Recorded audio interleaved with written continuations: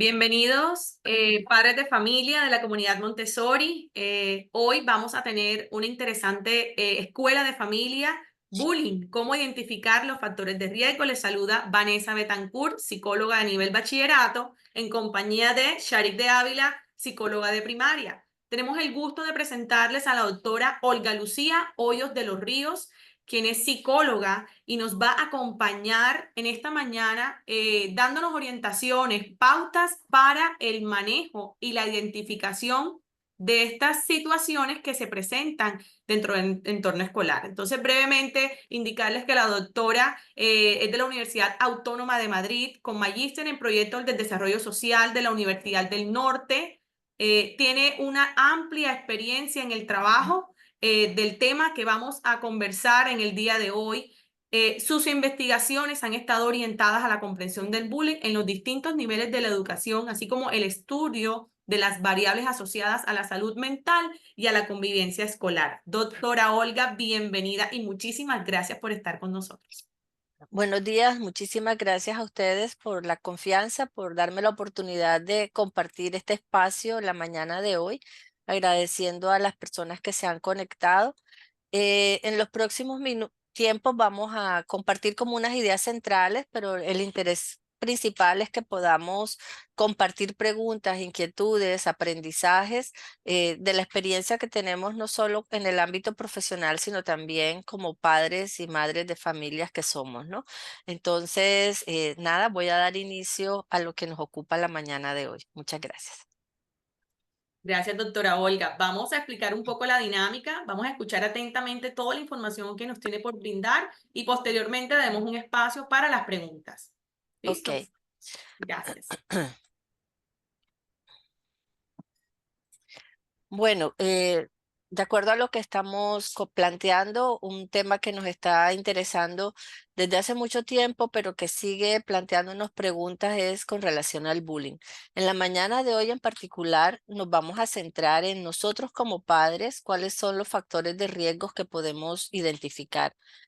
Hay unos aspectos particulares en los que me voy a querer referir y vamos a ir haciéndolo a partir inicialmente de este video que vamos a compartir.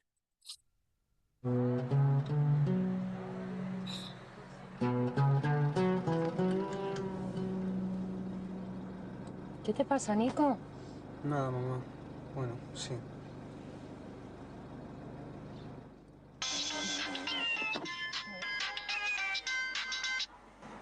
Sí, dígame. Sí, en estos momentos estoy dejando a mi hijo en el colegio. Ahora le llevo esos informes. Hasta luego. Venga, Nico, luego en casa me cuentas eso que te tiene así, ¿vale? Vale, Me mamá. tengo que ir corriendo a la oficina. Vale, no te preocupes. Venga, hijo. Hasta luego.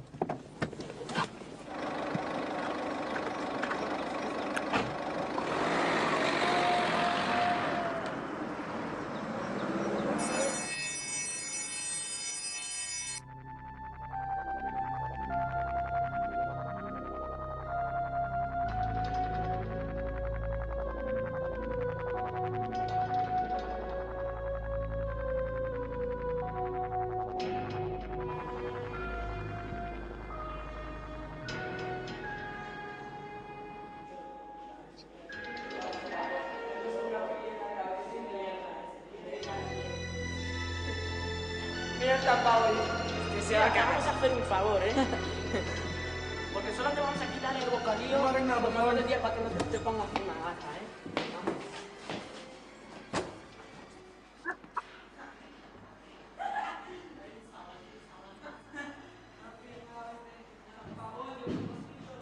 Bien. ¿Es aquí? ¿Se puede saber qué hacéis aquí con Nicolás? Me están insultando y Lo que pegando. hacemos con los chivatos es peor todavía, ¿eh? ¿Cómo dices, Geray? ¿Y tú qué tienes que decirlo, no? ¿Qué quieres que te diga? Venga, esto lo vamos a solucionar en el despacho del director. No me toques, ten cuidado que no sabes con quién te estás metiendo, ¿eh? Ni una sola palabra quiero oír de vosotros dos, hasta que lleguemos al despacho del director. ¡Venga! Tranquilo, Nicolás. Está todo solucionado.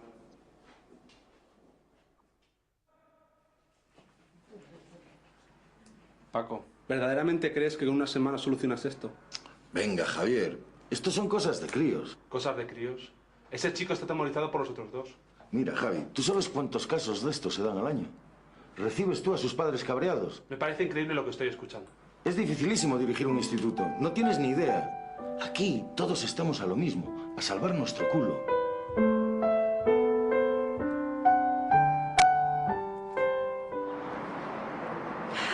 Mira el tapahoyos. Usted se va a cagar cuando volvamos. Ya ven, mientras que nos den una semana de vacación para hacer lo que nos gusta. ¿Qué cara tiene ese quintamón? Flipa, ¿qué cara tiene? Qué simbólico. Cuatro ojos. ¿Qué pasa, tronco? Cuatro ojos. Mateando Madre mía, todo. ¿pero qué haces en el colegio, hijo? ¿Vienes como un Cristo? Ya, lo siento. Anda, vámonos para casa porque llevo un día que no estoy para más preocupaciones.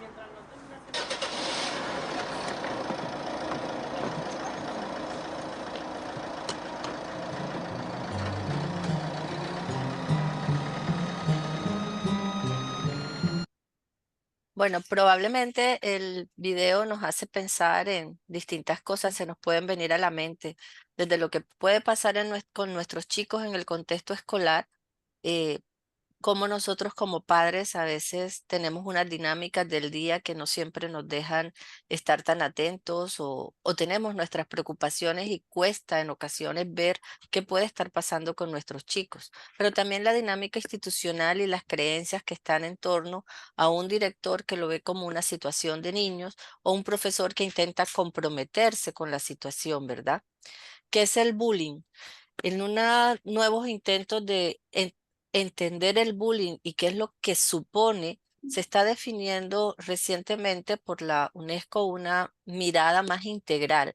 El bullying no es un tema solo de dos, no es un tema de la víctima y el agresor.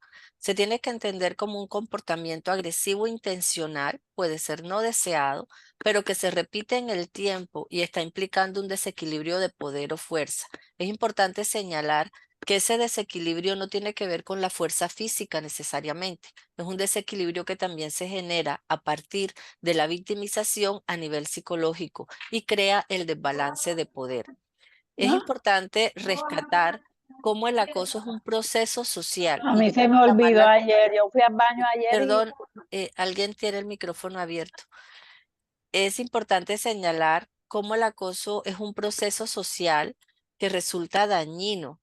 No es un tema de dos solamente, es un proceso que se da en el marco del grupo, en el marco del contexto escolar, en este caso, en el marco de una relación interpersonal. Entonces, caracterizado por ser en el contexto de dos que son iguales, donde se rompe ese equilibrio. Es impulsado por normas sociales e institucionales. ¿Esto qué quiere decir? Que cuando ocurre una situación de bullying, no solo tenemos que mirar a los niños, no solo hay que mirar el entorno familiar, hay que mirar nuestro contexto social, nuestro contexto de país y también el contexto institucional como tal. Causa daño físico, social y emocional, no solo a víctima y agresor, sino a todo el conjunto de la comunidad educativa. Mi hijo que no hace bullying a alguien, que no se mete o no le hacen daño a él, también es una víctima en la medida en su clase o en su grupo o en su colegio estas situaciones se están dando. Entendamos entonces que es un fenómeno de grupo. Por tanto, el contexto de la relación que se da al interior de los salones de clase va a ser importante. Eso nos da pista enseguida de cómo el bullying no es un tema para atender exclusivamente a nivel individual. No se trata de la víctima y al agresor. Tenemos que prestar atención a los procesos grupales. Supone una relación, quiere decir que hay una vinculación. Por eso, la sensación de incertidumbre, de vulnerabilidad, cuando alguien con el que tú has tenido una relación te agrede, va generando esa situación de indefensión. El desconcierto, el no saber qué está pasando, genera temor, genera inseguridad y sin darte cuenta vas atribuyendo poder al que está haciendo esa agresión contra ti.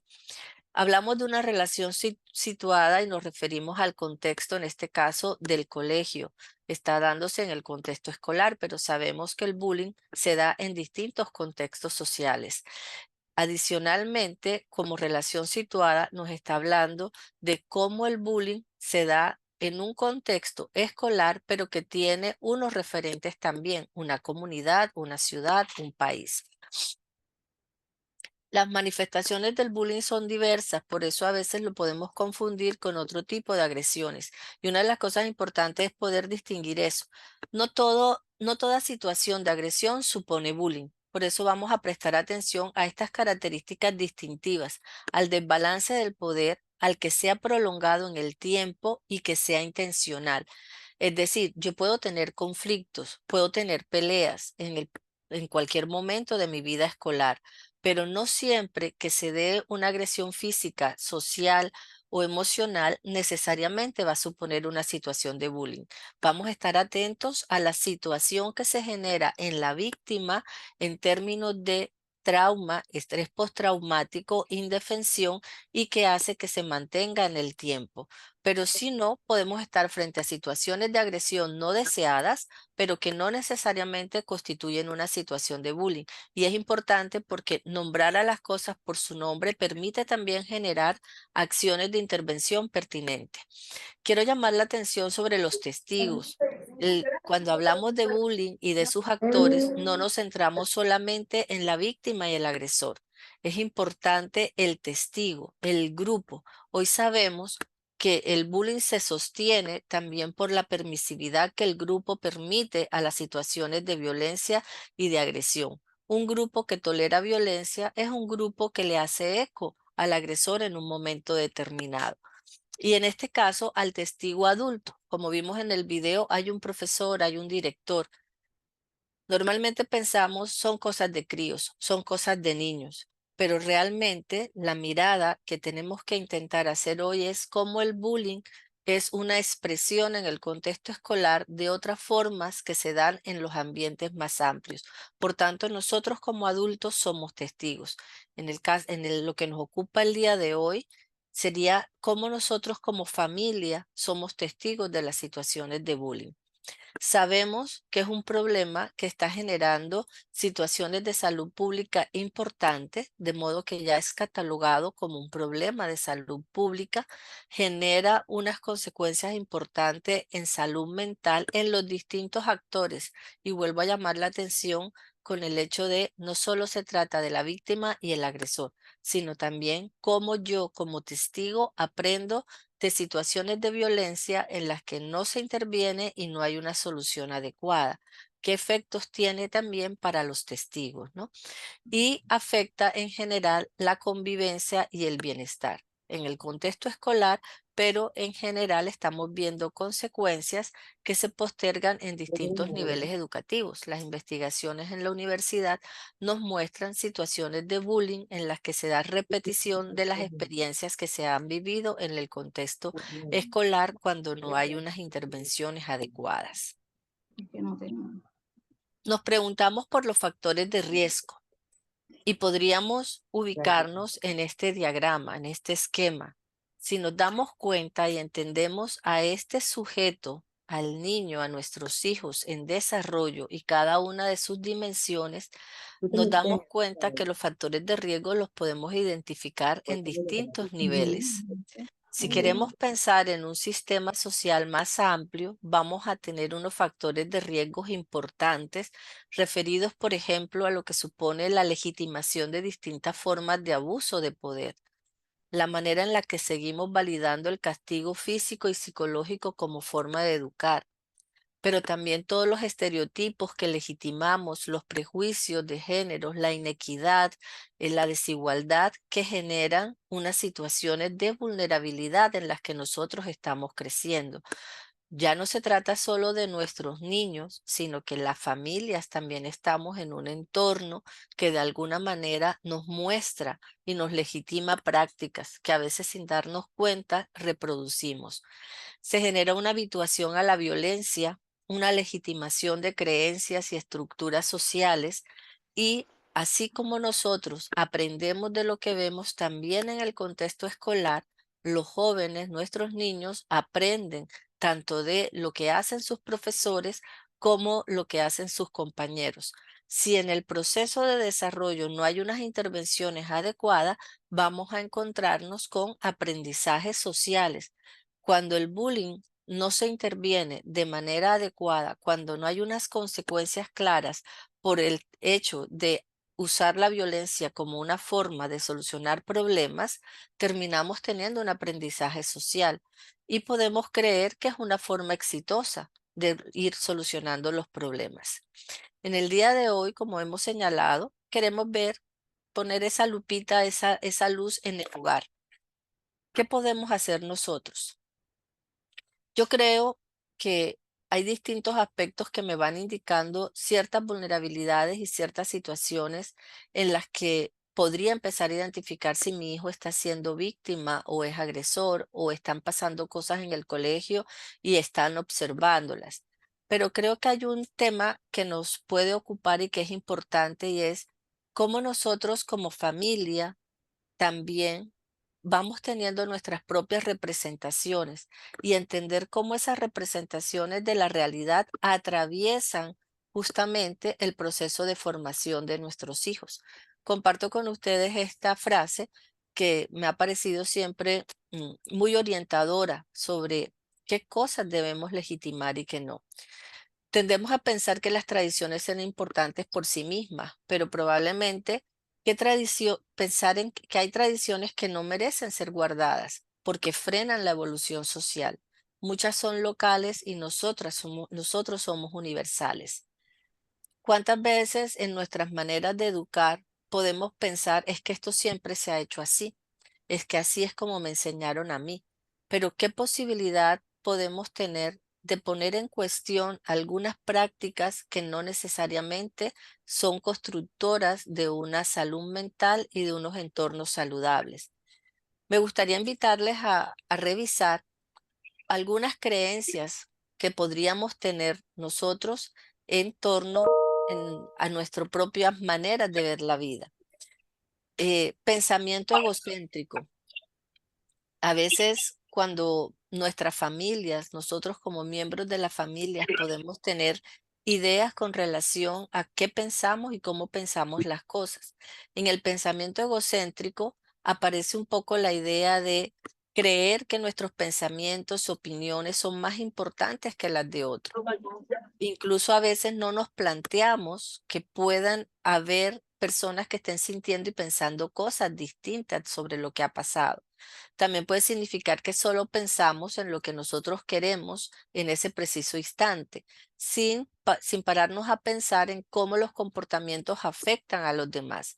Entonces, podríamos echar un vistazo si en nuestras maneras de actuar puede haber ese sesgo de centrarnos en esta familia somos así, lo que pensamos aquí es esto es lo importante y que de qué manera eso puede estar atravesando algunas pautas de nuestra crianza. Minimizar o nombrar mal. En ocasiones, para justificar algunas de nuestras acciones, podemos estar minimizando ciertas circunstancias. Entonces, por ejemplo, podríamos decir, no es para tanto. O la expresión que se usa, son cosas de crío, no es tan grave. Cuando minimizamos o nombramos mal, quitamos importancia y minimizamos los daños que podemos estar causando con nuestras acciones.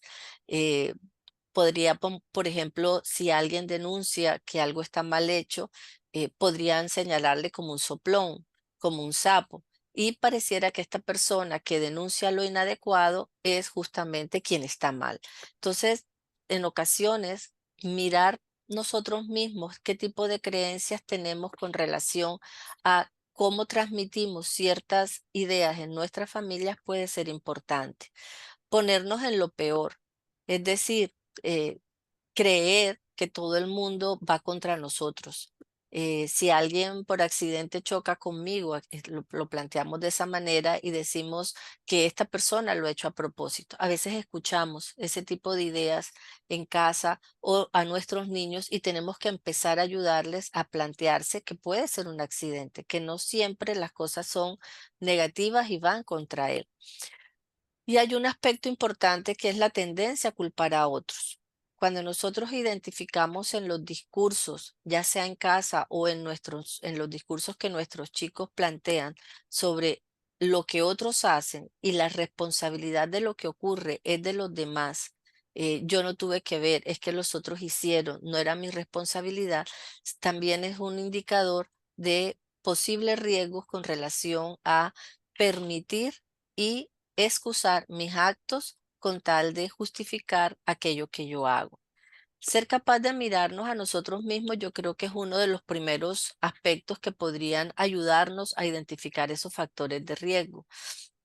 Eso nos puede llevar a tener algunas representaciones sobre lo que queremos educar. Entonces, en algunos momentos a nuestros hijos tratamos de protegerlo y le decimos, no sea sapo, no se meta en lo que no le importa.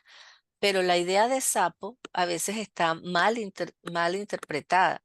Si alguien denuncia algo que no está bien para sí mismo y para el grupo, eso no es ser sapo, pero estamos ayudando a la ley del silencio. O, por ejemplo, la idea de usted no sabe quién soy yo. El hecho de creer que yo, con base en ese pensamiento egocéntrico, yo soy más importante. Lo vimos en la imagen del video, ¿no? El joven que le dice al profesor, no te metas conmigo, tú no sabes quién soy yo. Entonces empezamos a tener esas representaciones sobre que hay unos que pueden más que otros y en algunas ocasiones eso está permeado por lo que está pasando en nuestro entorno social, en nuestro entorno familiar, en nuestra comunidad en general. Este tipo de comportamientos, este tipo de creencias favorecen lo que nosotros llamamos como desconexión moral. Desconexión moral es justificar aquello que haces minimizando tu responsabilidad. Entonces tú dices, no, pero todos lo estaban haciendo, pues yo también lo hice. Difusión de la responsabilidad. Pero es que se lo buscó. Entonces nombramos mal, ponemos al otro y lo minimizamos para poder justificar algo que estamos haciendo. En ese sentido, creo que como padres, como grupo, una de las cosas que nosotros podemos intentar hacer es qué tan conscientes somos de lo que debemos hacer, de lo que podemos aprender a hacer. A veces nos cuesta preguntar. La sociedad nos educa planteándonos la idea de tenemos que saber ser padres, pero ser padres también atraviesa por la persona que yo construyo, por el ser humano en que yo me convierto y todas las influencias que ya yo he recibido. Entonces, empezar por allí, de esto que tanto sé, de esto cómo lo estoy actuando, qué de lo que yo hago está influyendo, creo que es un primer paso. Normalmente podemos actuar a este nivel sin saber qué hacemos y sin darnos cuenta de lo que estamos haciendo. Ir avanzando en darnos cuenta que a veces hay cosas que tenemos que revisar puede ser un paso importante y empezamos a observarnos, a ver qué de lo que estamos haciendo puede generar un impacto en eso que nuestros hijos están construyendo, al punto en que vamos avanzando hasta volvernos competentes y ya actuamos de manera consciente intentando ver cómo podemos generar en nuestros hijos unos aprendizajes que partan también de lo que yo puedo mostrarle en mi hogar. Y el nivel deseable es cuando realmente en términos de compartir y de tener una convivencia sana, nosotros actuamos con base en el respeto, no minimizamos, no nombramos mal, no difundimos la responsabilidad, sino que asumimos las consecuencias de los actos. Caminar por allí no es fácil. Acuérdense que esa imagen que les mostraba al inicio de cómo estamos atravesados por un contexto que nos genera una serie de riesgos, una serie de vulnerabilidades, es fundamental. Pero nosotros tenemos la posibilidad de empezar a ver. Y una de las cosas que a mí me entusiasma es cuando podemos unirnos, cuando podemos coincidir en estos espacios y entonces nos damos cuenta que hay preguntas que podemos hacernos. ¿Qué pasa cuando voy conduciendo y me molesto porque otro se adelanta o porque alguien no me deja pasar? Hay cositas que se nos salen de manera impulsiva y me permiten ir dándome cuenta de cómo nombro yo cuando ese tipo de cosas pasan. Me pasan a mí y supongo que puede pasarle a ustedes en algunos momentos. Entonces, en nuestros hogares, uno de los aspectos que va a favorecer de alguna manera cómo nosotros podemos contribuir a que nuestros hijos puedan ser atendidos es que mi hogar debe ser un espacio en el que yo pueda expresar el malestar, yo pueda expresar mis dificultades, pueda dar cuenta de mis diferencias. Pero para ello nosotros como padres tenemos que estar preparados para poder atender ese malestar, entender esas dificultades, poderlas manejar y que el hogar sea el primer centro en el que yo pueda contener, incluir y cuidar. Entonces, cuando nosotros podemos generar un entorno en el que nuestros hijos puedan empezar a expresar aquello que sientan, es cuando nosotros vamos abriendo esa posibilidad para minimizar los riesgos. Uno de los principales riesgos que tenemos es la ausencia de comunicación. Cuando nosotros no podemos hablar de lo que está pasando en el colegio, cuando nosotros no podemos dar chance a que se planteen las problemáticas o cuando dejamos pasar por alto comentarios de nuestros hijos, en ese momento estamos cerrando las posibilidades a escuchar, a que ellos sientan que podemos atender esas dificultades. A veces no las vemos porque nosotros mismos estamos pensando con relación a ellos de manera natural. Son problemas que ocurren, son cosas que se dan. Uno de los aspectos que hemos identificado en las investigaciones con relación a qué es central en términos de prevención y de identificar riesgo es que la comunicación debe plantearse. Es decir, los temas se traen a casa. No es esperar a ver si surgen. Oye, sé que hay situaciones de bullying. ¿Está pasando eso en el colegio? ¿Qué sabes tú de esto?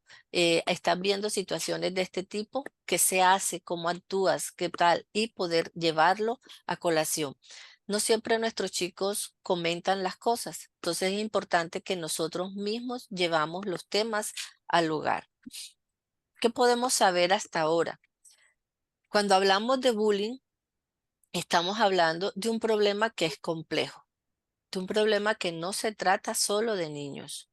El bullying está atravesado, tal como lo habíamos señalado, por unos niveles diferentes. En las definiciones iniciales se hablaba de una relación interpersonal entre los chicos. Hoy día, la UNESCO retoma la importancia de todo el entorno social, institucional de la comunidad y nos muestra cómo lo que ocurre nuevamente en el marco del contexto escolar puede estar reflejando unos aprendizajes sociales que repetimos nosotros en los hogares y aprenden nuestros niños y se legitiman en el colegio. Hoy de alguna manera me estoy centrando en la familia porque también creo que hay momentos para que nosotros nos planteemos lo que hacemos. Sin embargo, no estoy diciendo que a nivel institucional no se tengan que cuidar unas pautas de actuación importantes que deben minimizar estos problemas. Es decir, la manera en la que opera un colegio, una institución, es fundamental para que los chicos sientan que hay un entorno en el que no se permite que esto se exprese.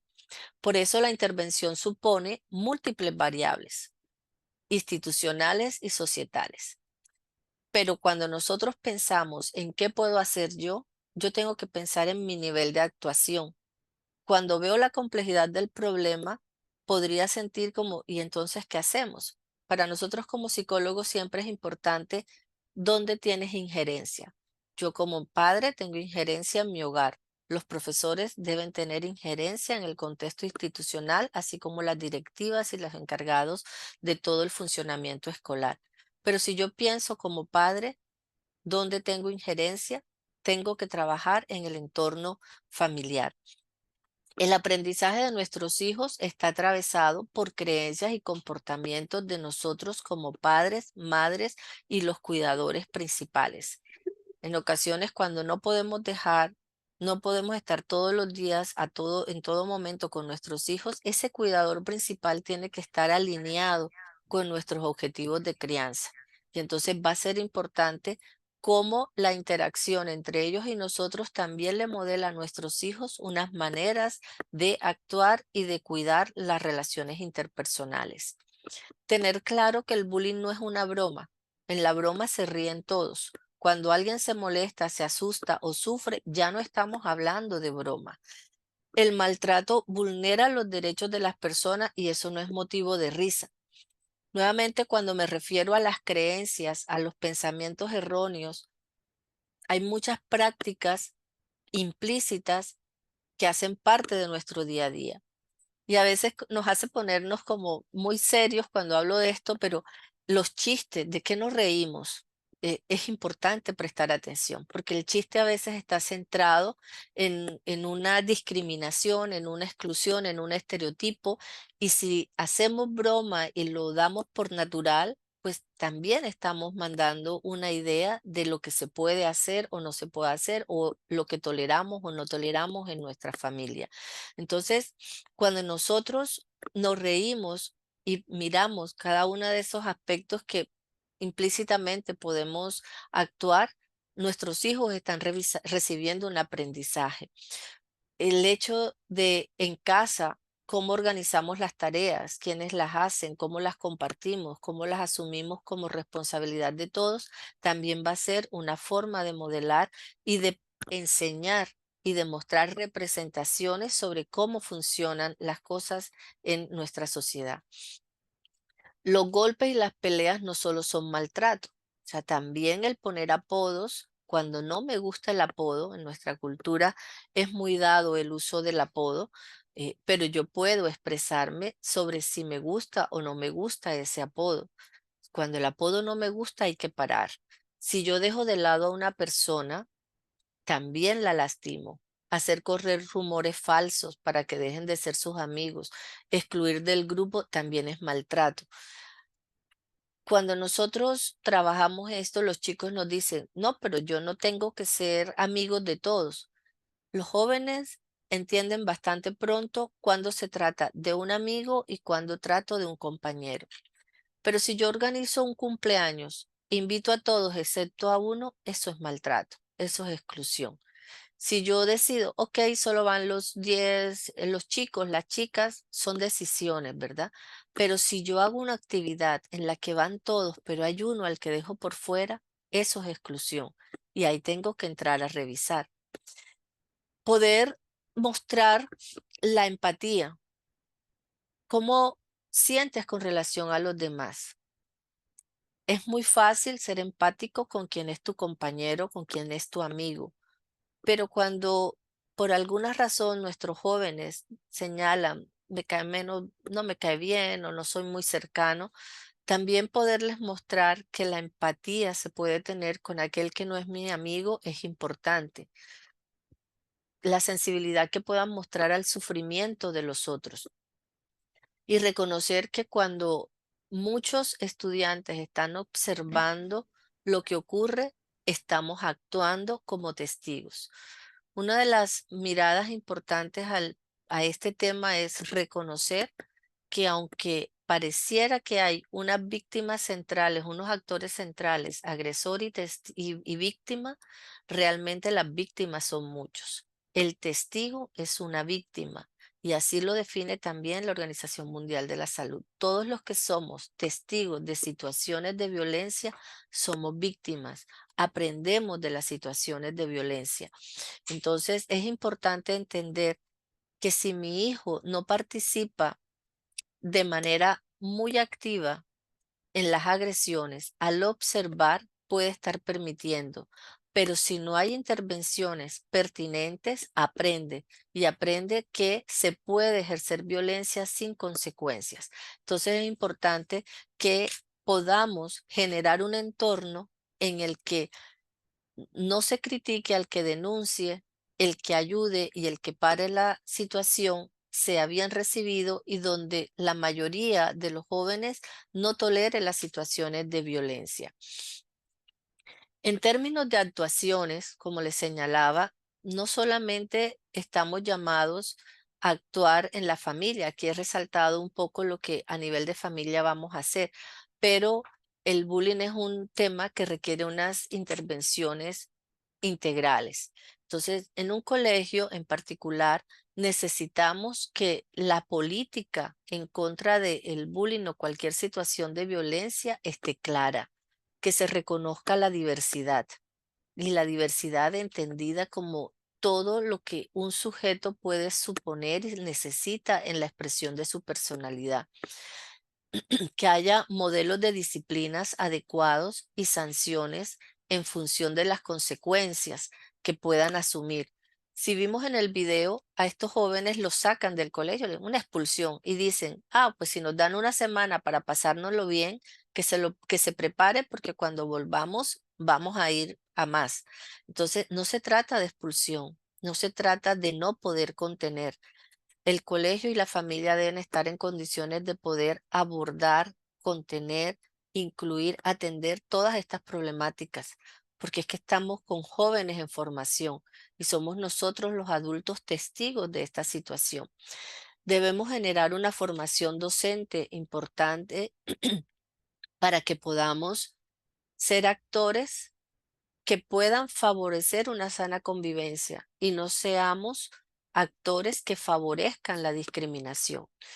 Las investigaciones nos muestran cómo el rol del educador es central también en las manifestaciones de situaciones de bullying, de modo que el profesor debe ser un modelo de calidez y apoyo social, lo cual, tal como se ha dicho muchas veces, no implica que sea el amigo, porque ellos van a tener sus amigos. Yo necesito un profesor que me oriente sobre cuál es una forma adecuada de proceder y de tratar bien a mis colegas, a mis compañeros en el salón de clase. A nivel del aula, si nosotros tenemos claro que el bullying es un problema de grupo que se da en la relación interpersonal, tenemos que trabajar con el grupo. Tenemos que ver qué pasa con los testigos, los que no participan, los que se quedan callados o los que animan, los que ríen. Tenemos que trabajar la educación emocional. La educación emocional no es espontánea, necesita instrucción y nosotros debemos aprender de ellos porque hemos sido educados en donde no siempre se le dio importancia a esto. Entonces, cuando yo voy a formar, yo tengo que ver qué tengo yo para formar. Entonces, se requiere instrucción. Muchas veces los chicos van tristes y dicen que están enfadados. Por nosotros mismos decimos estoy enfadado y lo que estamos es tristes. Reconocer nuestras emociones, saber regularlas y actuar y controlarlas para poder tener una convivencia adecuada va a ser fundamental. Hoy sabemos que el pensamiento crítico es fundamental. En el grupo yo necesito tener identidad, necesito pertenecer, necesito tener cohesión. Y en muchas ocasiones nuestros chicos hacen lo que otros hacen con tal de pertenecer al grupo. Yo tengo que darles la posibilidad de cuestionar y tengo que enseñarlo. El pensamiento crítico tampoco es espontáneo, también tiene que haber una intención en esa formación para cuestionar lo que otro está haciendo y ser capaz de distanciarme. Fomentar acciones de trabajo colaborativo. Vamos a ver un video sobre cómo en ocasiones el grupo y el liderazgo es importante en cómo se manifiestan estos comportamientos.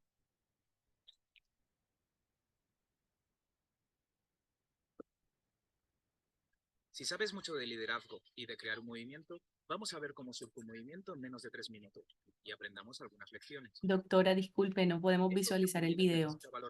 Estamos escuchando el audio, pero el video no lo podemos ver. Es tan sencillo que es casi educativo. Un factor clave, que sea fácil de seguir. Ahora llega el primer seguidor, quien juega un papel esencial. Muestra públicamente cómo hay que seguir. Mira cómo el líder lo acoge como un igual. Ya no está el líder solo, ahora son una pluralidad. Mira que llama a sus amigos para que se unan. El primer seguidor debe ser valiente, porque se debe enfrentar al ridículo. Ser el primer seguidor es una forma subestimada de liderazgo. El primer seguidor transforma a un loco en un líder. Si el líder es el pedernal, el primer seguidor es la chispa que enciende la llama. Aquí está el segundo seguidor. Es el punto de inflexión. Es la prueba de que el primero lo ha hecho bien. Ahora no es un loco, ni son dos locos. Ahora es una multitud, y están ahí para decir algo. El movimiento debe ser público, y el público no debe ver solo al líder. Es necesario ver a los seguidores, porque los nuevos seguidores emularán a los seguidores, no al líder. Ahora llegan 2 más, y otros 3 inmediatamente. Hemos conseguido el impulso. Es el momento crucial. Ya tenemos un movimiento. A medida que se unen más personas, va desapareciendo el riesgo. Si antes se quedaban mirando, ahora ya pueden unirse, porque no van a destacar, no parecerán ridículos y formarán parte del grupo de moda si se dan prisa. En el próximo minuto verás al resto que decide ser parte de la multitud, porque serán ridiculizados si no se unen. Señoras y señores, así es como se crea un movimiento. Esto es lo que ocurre con nuestros chicos. O sea, cuando nosotros podemos encontrar en el grupo, para nuestros chicos es fundamental ser parte. Fíjense cómo podemos trabajar en el grupo del salón de clase con los amigos para que cuando se genere una acción, la acción que se siga sea positiva. Entonces, ¿por qué? Porque tal como nos lo dice lo que sabemos hoy, los chicos necesitan ser parte. Si estás fuera, eres ridiculizado. Si estás fuera, te sientes excluido. Por tanto, necesitan estar en ese grupo. Si lo que se prima en un grupo son los aspectos de violencia, de permisión del abuso, pues vamos a tener un grupo conflictivo. Pero si lo que generamos son unas representaciones más positivas, vamos a tener un grupo que es un ambiente protector, donde la atmósfera moral va a ser más protectora y menos un factor de riesgo para nuestros chicos. Por eso, al igual, tenemos que revisar cuáles son las distorsiones cognitivas, qué están pensando, cómo están imaginando lo que hace cool a una persona, lo que es interesante para ellos, qué defienden y qué no defienden. Es importante. En términos de comunidad, cada vez encontramos hoy día con los influencers, parece que generan un aspecto positivo y es que a veces se oyen más voces de crítica. Entonces, la medida en la que podemos cuestionar, en la que somos capaces de cuestionar aquellas prácticas que no sean adecuadas, donde no se legitima la violencia y nuestra comunidad se va poniendo a tono, el entorno va siendo más protegido.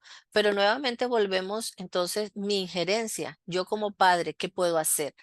Lo que sabemos hoy que protege en términos de cualquier situación de violencia y en general en un desarrollo sano a nuestros chicos es el cuidar el vínculo afectivo.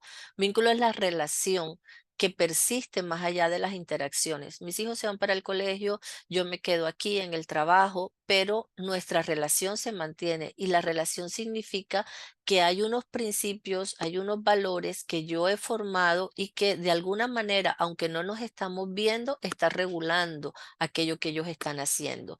Eso se da porque hay un vínculo afectivo significativo, porque se ha construido de manera sana. Sabemos que hay distintos tipos de vínculos. El más importante o el que construye un entorno más saludable es el vínculo seguro. Aquel en el que mi hijo siente confianza, sabe que puede venir a donde mí, puede contarme lo que está ocurriendo, yo lo voy a atender, voy a entender y vamos a salir adelante. No se trata de que yo permita todo lo que él quiera hacer, sino que se puede expresar y vamos a hablar y vamos a entender y vamos a encontrar salidas. Le hago sentir que él pertenece. Tenemos, tal como lo señalaba al inicio, revisar las creencias erróneas de nuestra familia.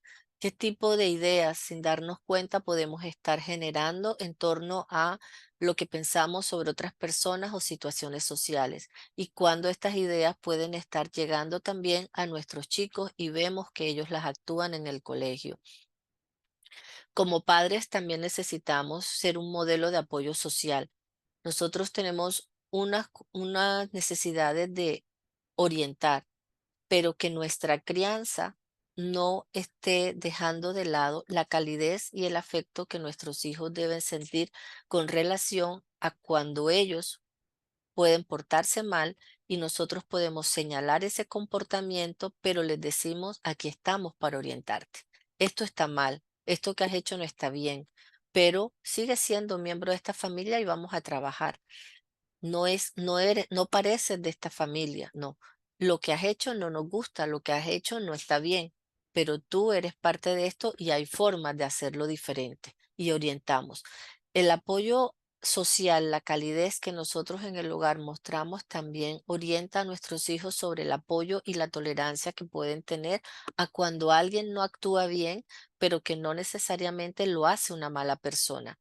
Ya hemos hablado de la comunicación, de la calidez en la relación y en términos de los estilos de crianza, lo que hemos llamado modelos, estilos de autoridad, sabemos que los dos extremos no son positivos. Un estilo de autoridad en el que nadie tenga voz, sino solo una persona, no ayuda. Un estilo de autoridad en el que dejemos hacer de todo no es adecuado. El niño que es al que se le da todos los permisos, a los que se le permite todo, se le compra todo, es un chico que al final dice, ojalá se hubieran ocupado un poco más de mí, ojalá me hubieran puesto un poco más de límite. No sé si todos probablemente conocen una canción de salsa, Amor y Control, un poco lo que tenemos que hacer, ¿no? Cómo vamos dando ese amor, pero también vamos poniendo el límite. Nuestros chicos son chicos en desarrollo, ellos no lo saben todo aunque nos lo reclamen y somos nosotros los que estamos llamados a poder orientar con el límite, pero los límites tienen que ser consecuentes con esos momentos evolutivos. Por eso como papás tenemos que preguntar, no tenemos que tener miedo de preguntar, no tenemos por qué saberlo todo. A veces podemos ser excesivos en ciertos límites en unas edades en las que no corresponde o a veces somos laxos porque creemos que ya pueden manejarlo y requieren un poquito más de control. Entonces es importante que entendamos una manera de orientar y de generar autoridad, pero que esté centrada en qué podemos escuchar, quién es ese sujeto, qué edad tiene, cuáles son sus necesidades, las mías propias y cómo podemos ir avanzando en ese proceso. Y no olvidarnos que nosotros somos testigos. La manera en la que disciplinamos a nuestros chicos, la manera en la que planteamos las consecuencias de sus actos, también les enseña a ellos mucho sobre las consecuencias de lo que es actuar bien o actuar mal en el contexto escolar. De esta manera, nosotros como familia vamos a poder brindar unos entornos más favorables para la crianza de nuestros jóvenes. Eso es, bueno, lo que hasta este momento quería compartir y me gustaría dar chance a preguntas, a comentarios, compartir a lo que es el compartir las experiencias que ustedes y yo como padres podemos tener. Muchísimas gracias, doctora Olga. Qué información tan valiosa, precisa y clara.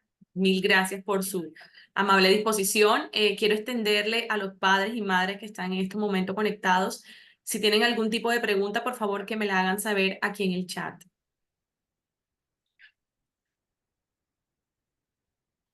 Por aquí veía que alguien dice, lamento que no sé si todos pudieron ver los videos, estoy viendo los comentarios porque antes no podía verlos. Alguien dice, en ocasiones el bullying empieza desde casa. A mí me gustaría llamar la atención, yo soy de las que piensa que a veces a la familia nos crucifican mucho. Y yo normalmente le digo a los profesores, bueno, ustedes tienen a los chicos en el colegio, también hay que hacer cosas, ¿no? Pero, pero bueno, hoy estábamos ocupándonos de la familia y creo que también tenemos ese compromiso. Y si en ocasiones, sin darnos cuenta, modelamos formas de actuación que discriminan, que excluyen, que generan poder, que los chicos creen que son adecuadas y nosotros en nuestra manera de entender y de comprender la vida podemos tenerlo más claro, pero ellos tienen unos momentos evolutivos distintos y a veces no entienden las cosas como nosotros. Por eso es que el estar atento a lo que nosotros transmitimos es importante en los distintos momentos evolutivos, porque sin querer actuamos cosas que ellos interpretan de unas maneras diferentes y las llevan al contexto escolar. Cuando no en ocasiones, desafortunadamente en entornos de familias que no están siendo muy saludables, podemos ejercer violencia también. Y por supuesto, eso genera unos aprendizajes en nuestros chicos de manera importante.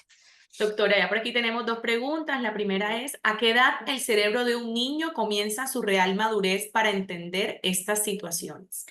Muy bien la pregunta, porque cuando nosotros estamos investigando sobre bullying, una de las primeras investigaciones fue cuando entienden la diferencia entre bullying y otras formas de agresión.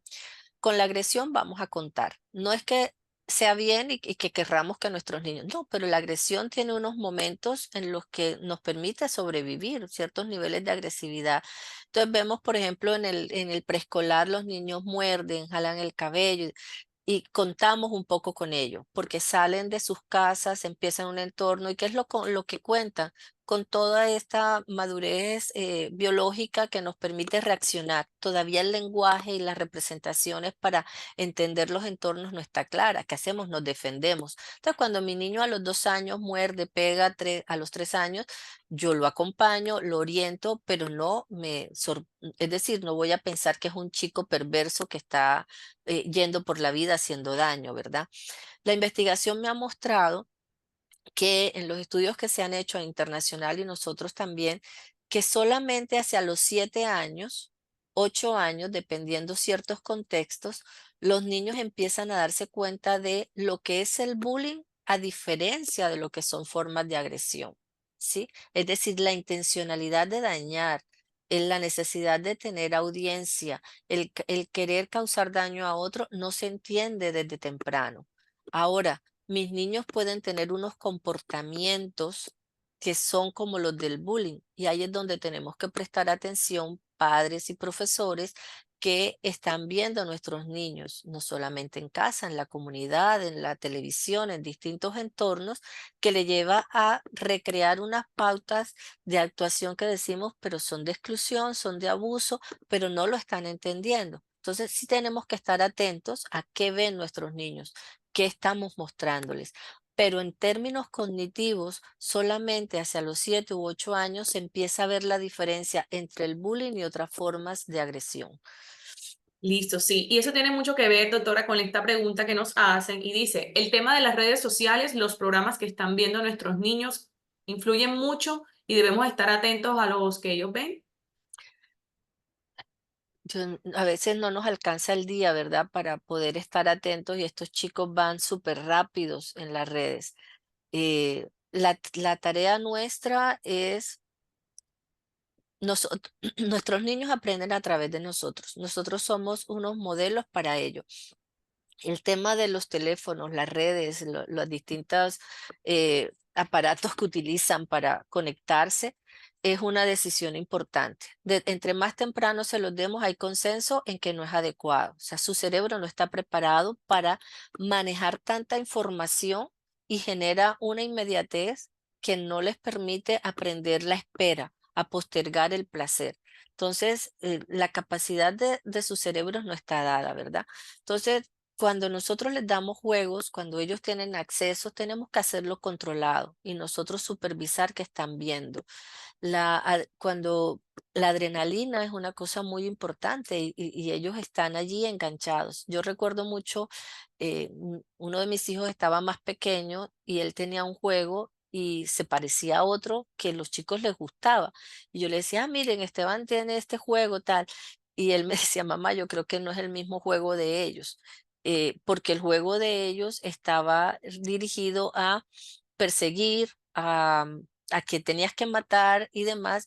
Y yo le dije, ¿por qué les gusta? Y me decían, es que nos da mucha energía, ¿sí? Entonces, nuestros chicos no tienen, en cierto momento evolutivo, nuestra capacidad cognitiva no permite ver más allá de la apariencia, lo que nos llega. Si lo que me llega me da energía, me gusta, me engancha, yo no puedo prever que a mediano plazo eso me afecta. No se lo puedo pedir a mi hijo, por tanto me corresponde a mí vigilar que está jugando él, aclararle.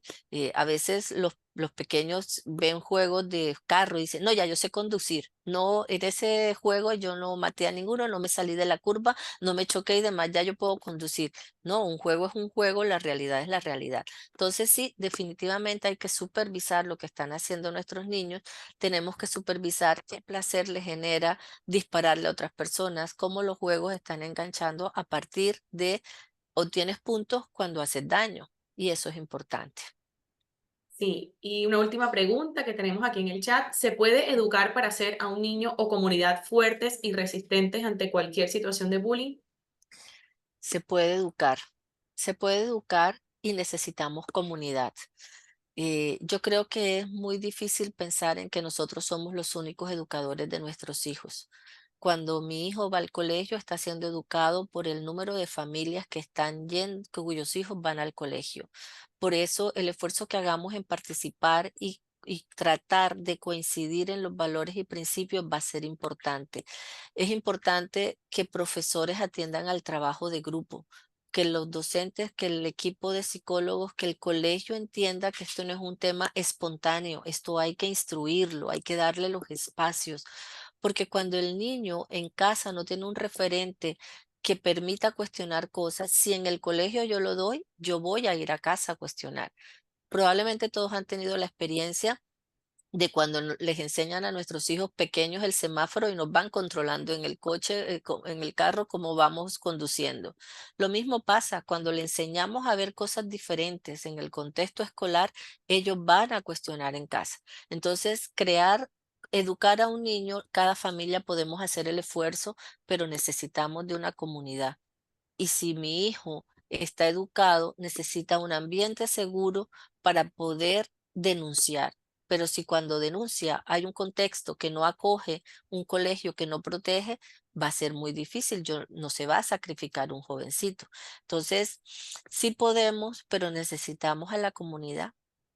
Yo creo que si pudiéramos pensar cada vez más en esto, la convivencia podría ser un espacio de mayor salud mental, el encuentro con los otros podría generar más bienestar y seguramente podríamos lamentar menos situaciones de ese dolor psicológico que muchas veces viven nuestros jóvenes. Así es. Acá tenemos otra pregunta que dice, ¿cómo diferenciar la línea delgada entre las bromas y el bullying? Yo creo que es fácil, pero nos cuesta porque te conviertes en aguafiesta. Pero la broma te hace reír a todos. Si alguien no se está riendo, ya no es broma. Si la broma es a costa de alguien y alguien no lo está pasando bien, hay que parar. Y hay que decir, paremos. Eso es importante. ¿Cómo lograr la empatía y el esfuerzo conjunto entre los padres docentes al mismo tiempo para atacar el bullying? Eh, cuando trabajamos estos temas, yo siempre creo que todos tenemos momentos distintos de vida. Hay quienes tienen los niños pequeños, hay quienes son familias más jóvenes, familias mayores, niños mayores. Y esos momentos de vida nos generan distintas necesidades, distintas urgencias. Yo creo que la tarea es de cada grupo, ¿verdad? O sea, yo comprometerme con mi crianza, conmigo y hacerlo mejor cada vez para confiar en que todos vamos caminando en la misma vía. Los momentos de desarrollo son muy distintos, entonces ojalá pudiéramos coincidir, sería lo ideal, pero empezar por ser yo compasivo conmigo mismo, con el esfuerzo que hace mi familia por intentar hacer las cosas bien, por darme cuenta cuando no, darme las oportunidades de volverlo a intentar, el mirar con compasión a otra familia que lo puede estar intentando o que no se está dando cuenta de que las cosas no van bien, pero que está en la misma vía, que lo está tratando, son maneras de irnos aproximando a esa empatía. O sea, creer siempre en que mi esfuerzo también es importante y el que el otro está, el momento de desarrollo del otro también, yo creo que va a ser importante. En la medida en la que yo no lo mire todo siempre con desconfianza, con crítica, con mala intención, puede ser que sea una entrada para acoger, para dar cabida, que todos podemos ir intentándolo. Somos diferentes, estamos en diferentes momentos de vida, pero todos probablemente intentando hacerlo mejor y si lo vemos así, nos vamos volviendo más empáticos, dar el espacio, la oportunidad de que el otro está haciendo su mejor intento. Así es, doctora. Para finalizar, quisiera pues extenderle a los papás que el Colegio Montessori está muy comprometido con la convivencia de los estudiantes.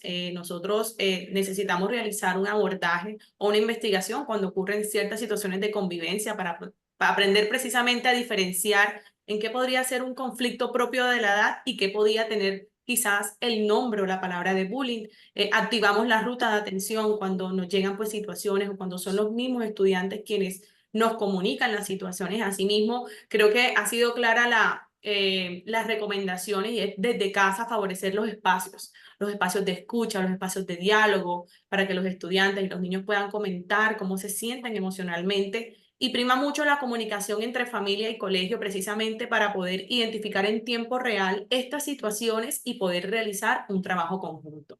Doctora Olga, de verdad que estamos muy agradecidos por su presencia y compañía durante esta charla. Gracias por brindarnos este espacio. También extiendo los agradecimientos a la Universidad del Norte a través de Isabela, que gracias también a ella pues fue posible este momento. A los padres, muchísimas gracias por conectarse. Creo que el tema es de bastante interés y ojalá en unos próximos escenarios podamos contar con su asistencia, doctora. Gracias. Muchas gracias a ustedes, a los padres que me dieron la oportunidad de llegar a sus hogares y compartir esto. Y créanme, todos estamos en esta tarea y a veces nos sale bien, a veces nos sale regular, pero no perdamos el entusiasmo. Nuestros hijos nos necesitan ahí intentándolo.